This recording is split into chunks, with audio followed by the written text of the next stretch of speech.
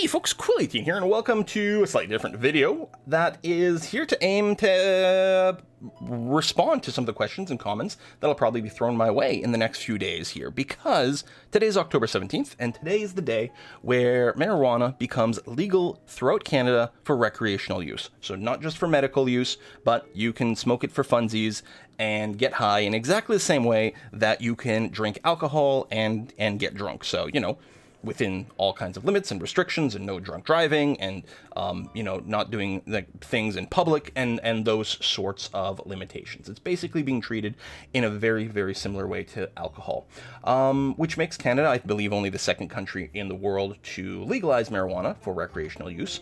And of course, in the U.S., there's sort of a limbo state, right, where like 48 states, I think, have it legal for medical, and 8 states, I don't know, have it legal for recreational use. There's this weird like federal barrier in the US that makes it really wonky and weird. But I don't think it'll take very long, especially now with it being legal in Canada throughout, and this will probably be an extra little test bed to confirm, well, hopefully confirm, that it's not really too much of a problem. So, just like alcohol, marijuana is going to be regulated differently from province to province, because the provinces determine how these things get sold. For example, in some provinces, like say Quebec, you can go into a corner store and purchase alcohol there. And in some provinces, like Ontario, where I live, it is only the Liquor Control Board of Ontario, the LCBO, that runs stores to sell most liquor. Wine and spirits, as far as I know, can only be bought in the LCBO. Beer can be bought in a few other places. There is a weird duopoly wonky thing. There's an actual company called The Beer Store, where you can buy beers, but not other types of alcohol. And very recently in Ontario, you've started to be able to buy beer, but I don't believe anything else in grocery stores, and I guess Walmart, which, you know, Walmart's with grocery stores kind of things. So anyway, in Ontario, you'll only be able to buy pot from the Ontario Cannabis Store, which currently doesn't have any physical location, but as of today, October 17th, does exist as a website where you can purchase marijuana. It's, you know, it looks like a government website. It looks pretty bland and dry, and you know what? I think that's a good thing, especially in the early days, to not go out and, you know, glamorize this. Honestly, I think there could be some, you know, reduced glamorization of alcohol in particular. I think that would probably be good for society, but here we are with the pot. It's just like, it's here, and it's got a bunch of information. You know, we can learn about different things. We've got a FAQ over here, which is good, because I'm really not a drug consumer. I may have had some incidental contact in the past with cannabis before it was strictly legal in Canada. Who knows? But really not. I'm mostly a very boring sort of straight-laced person when it comes to this.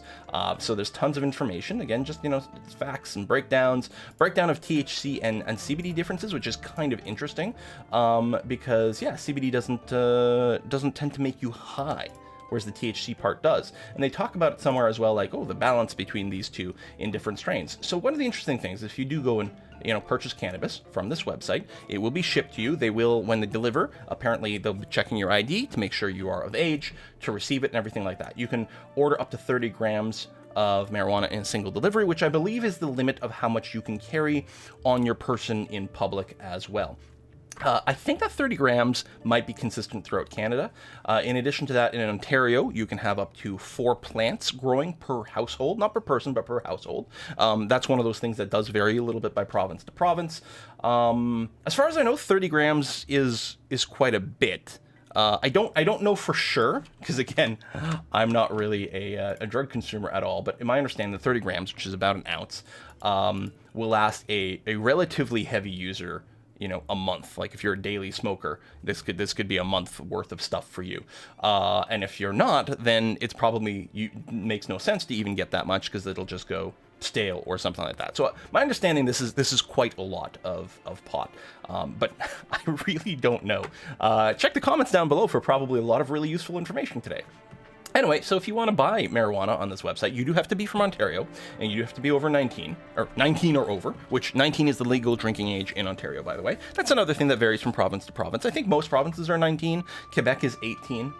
for example. I don't know if the cannabis is also going to be 18 there. No idea. I suspect it will be. So here's buy your dried flower cannabis, and you can see the products. And again, they're not impressive to look at, which again I think is a good way to start. Who knows how the marketing for this will change over time, or the regulation for it. I don't know. I love the fact that there's a nice breakdown of THC versus CBD content, so you get to make informed decisions as a consumer. Because if you were just buying it from someone who was growing it in their greenhouse or whatever, they weren't testing for THC content, so you didn't know if it was a really strong strain or really weak strain. And you can sort of, I don't know, make informed choices. I think that's a good thing as a consumer.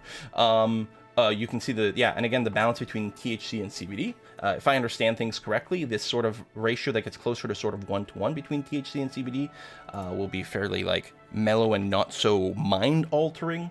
Whereas the THC content, and I've heard that on this website, I've heard that 20% or higher THC is considered to be very high. This is some really strong pot, versus this is probably really sort of weak and more mellow over here.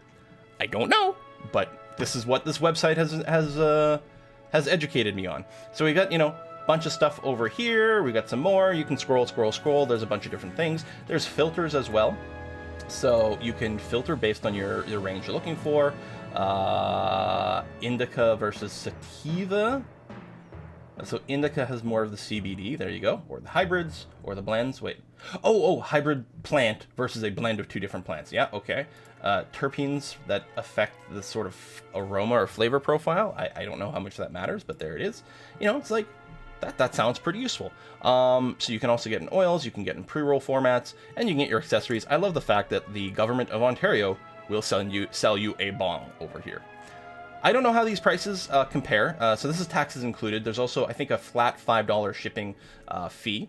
And if we go back over here and we actually click on a product over here, you can see different products are available in different amounts. I guess some of these are currently sold out.